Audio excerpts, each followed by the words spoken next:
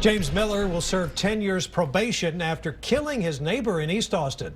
That was the jury's decision in his sentencing today. KXAN's Jacqueline Powell reports the judge made sure, even with the jury's recommendation, to give Miller the maximum punishment he could.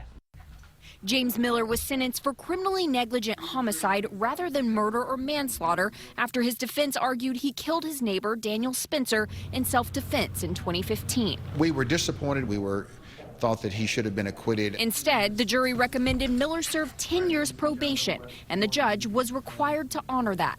But the judge also added a maximum allowed 6 months jail time, and Miller will have to complete 100 hours of community service, use a portable alcohol monitoring device for a year, and pay nearly $11,000 in restitution to Spencer's family. Prosecutor Matthew Foy says the judge's maximum penalty and the fact that the jury didn't let Miller off on self-defense reinforces what he hoped to prove. It establishes that Daniel Spencer was a victim of a senseless killing by the defendant, and he did not do anything to bring this on himself. Since the defense's strategy was to argue self-defense, I think the jury's verdict makes it clear that they did not believe it was self-defense. The defense argued Miller stabbed his neighbor when Spencer allegedly came on to him. The prosecution argued blood evidence didn't match Miller's story, but Foy says the jury did its best with a hard trial.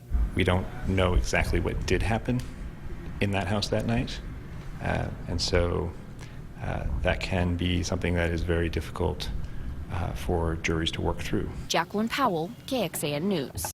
Defense attorney Charlie Baird pointed out that Miller has no prior criminal record. He says in giving him probation, the jury agreed with the defense's stance that he serves no threat to the community. Miller's defense is also known as the gay panic defense, and while it's a rare defense, it is legal in most states.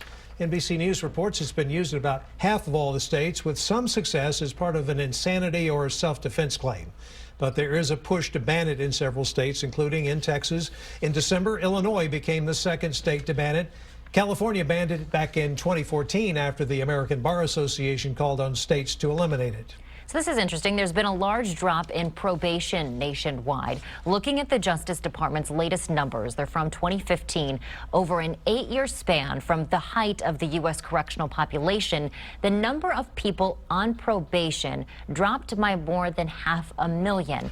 That total alone accounted for the more than 80% drop in the number of people in the prison system.